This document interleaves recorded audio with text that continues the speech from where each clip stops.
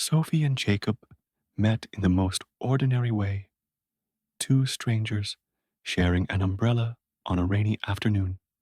It was such a small moment, but for them, it felt like the start of everything. They built a life filled with laughter, dreams, and quiet evenings, watching the world turn golden through their apartment window. Sophie loved to paint, and Jacob was her biggest fan, always encouraging her to chase colors beyond the sky. But then, the doctor's words came like a winter storm. Jacob had a disease with no cure, something that would steal him slowly, like leaves falling one by one in autumn. For months, Sophie held him tightly, refusing to believe the inevitable. She promised over and over to be his strength, to fight for both of them. One chilly evening, as the first frost crept over the city, Jacob took Sophie's hand in his frail fingers.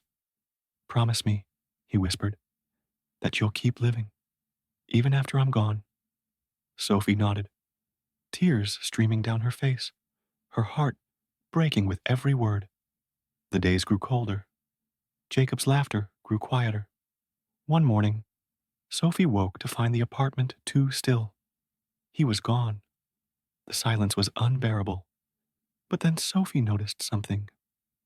On the windowsill, a single last leaf clung to the branch outside. She realized it was like Jacob's love, holding on even when everything else had fallen away. With trembling hands, Sophie picked up her brushes.